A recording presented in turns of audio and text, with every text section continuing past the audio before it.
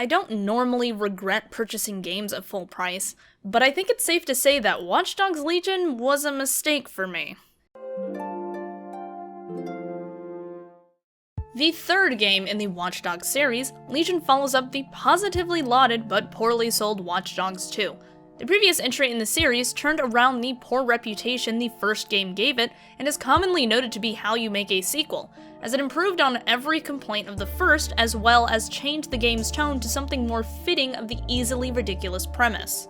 However, Legion doesn't really improve on anything from the second game. It's actually more like a confusing step back in the series' development. Let me start with the most outwardly obvious issue I have with this game, and I guess now as a series. What the hell is going on with this series' tone? Watch Dogs has an extremely bad case of tonal whiplash between games. The first one saw players following a depressed protagonist out for revenge in the urban sprawl of Chicago, a not-so-upbeat city. The second game commits a 180 and goes for a lighter, meme-like tone that sets it in the colorful city of San Francisco. Many players, including myself, agree that the tone shift introduced in Watch Dogs 2 was one of the best decisions they could go with, as it helped offset the easily edgy premise of hack the world. But then Legion decides to complete the 360 and return to the doom and gloom of the first game, but with extra gloom! The city of London comes complete with a totalitarian makeover, which coupled with the already perpetually cloud-covered city, results in a dull and depressing tone.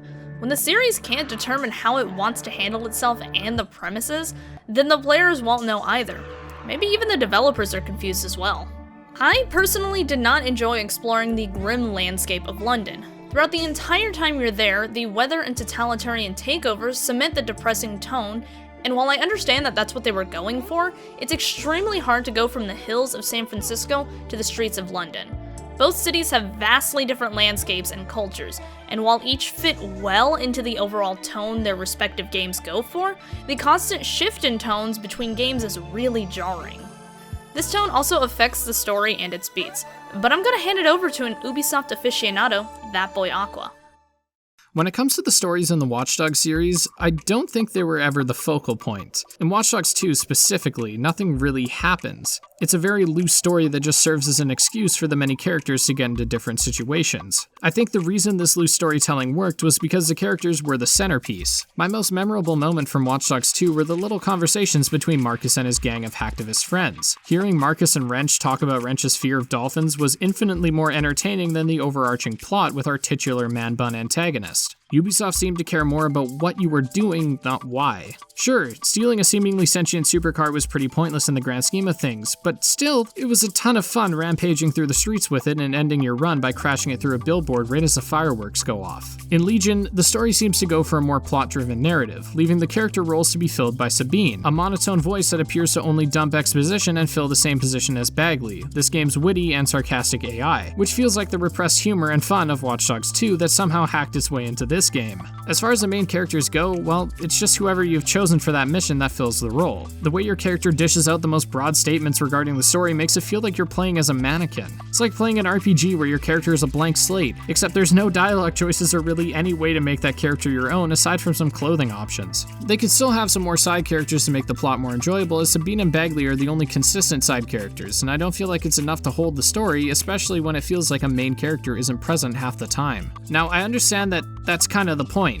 Each character is not your own. It's meant to be its own pre-established character with a schedule and a life. When it comes to gameplay, there are certainly a lot of unique characters with different abilities, skills, and even fighting styles, but that does not translate to the story. Each character delivers the same lines, with the only real difference being their accent, pitch, and a slight tone change. Each character reacts to different plot points in the same way, and having some characters from different backgrounds respond differently would go miles for replayability. This isn't even getting into the story itself, which in my eyes was all too predictable and all too boring. I just found myself struggling to care about the plot. I believe that's because of a lack of a protagonist to become emotionally connected to. I'd much rather have a character like Marcus who could at times be a little too gamer for my taste, than a choice between 1,000 empty shells I just have to project myself onto. Let me just steal my video back and bounce off of what you said. There was always going to be an issue with the story due to the fact that the player was never going to have a main character. I don't enjoy criticizing this much, since it was basically inevitable with the system they implemented, but let's actually talk about that character system. Legion was heavily advertised with a play-as-anyone system, which allowed players to recruit almost every citizen they found off of the streets of London. A very ambitious system that, like a lot of Ubisoft's mechanics, had the depth of a puddle. I was already extremely hesitant about this element from the moment it was shown off at E3 2019, because of Ubisoft's track record of laziness and profit-hungry models. Surprise, surprise, both of those made it into Legion, and for the former, while I don't doubt the devs tried their damnedest to fully utilize the system, I think it was way too ambitious, especially for a game whose development was heavily impacted by a certain virus. In a way, this system acts as a facade of new gameplay elements. If we take a look at all the tools Marcus had at his disposal and compare it to the cast of Legion, you'll start to realize that many of his tools were simply dished out to various character types in order to make them seem special. That's not to say there wasn't anything new added. The most notable addition are the uniformed access operatives who have the ability to enter restricted areas due to their job's uniform. But for the sake of varying the opinion explanations, I'll let Aqua back in to finish discussing the issue. Every ability from Watch Dogs 2 was either sparingly dished out among characters or was just flat out removed. For example, the coolest hack from both Watch Dogs 1 and 2 was the blackout. With the press of a button, you could watch every street lamp, billboard, and home lose power, and it was instrumental in both games for situations where you had to make a fast, large-scale escape. This ability in Watch Dogs Legion is not even present. Remember the remote devices from Watch Dogs 2? You had an RC jumper and a drone, which allowed you to enter an area or complete a mission entirely without entering the area yourself. These are replaced by a spider bot that function the same as the jumper. The only significant difference is the ability to take down enemies, but at that point, why wouldn't I just do the job myself? Every character you use has a basic takedown and the ability to perform essential hacks. That on paper is perfectly fine, but when you actually get to the gameplay, you realize that almost every level is designed to be completed by everyone. Side quests and collectibles can be completed by any character. Some story missions require a specific character with a particular ability, and I enjoyed this as it forced me to look around for new characters, but once I used them for that specific mission, I had no reason to go back to them. This doesn't factor in the number of characters that just don't have any abilities or abilities that don't change the gameplay at all. I think the character system could have worked better if the different characters had more notable abilities, and if the areas you had to sneak into required different skills that made them more manageable. The missions in the game that do require a different character are set up like roadblocks where you can't even start the mission without first recruiting a new member.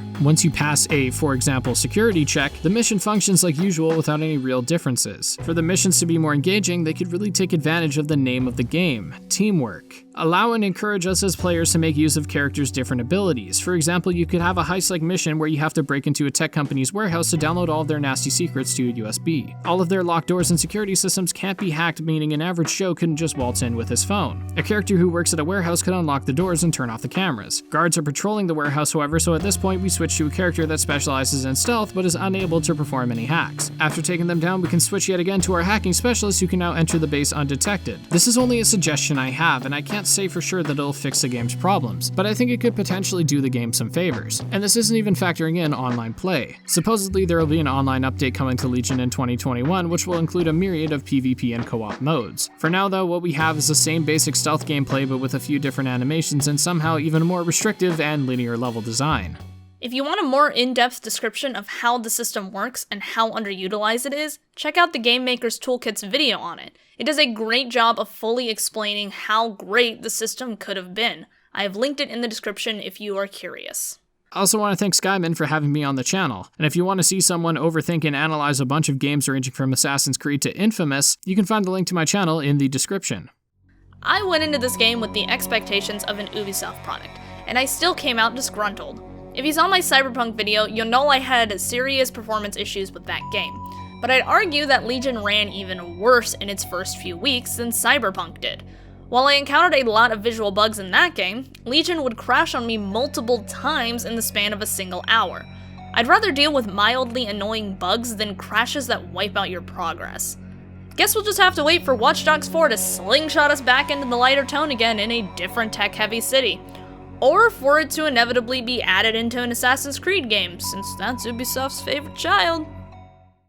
Thanks to 404 Velox, Julian Arnott, Ahsoka, Trinima, Moon, That Monica, and Sean O. Manning. Special thanks to Damp Volcano for being a Patreon investor. I have no idea why you invest in me.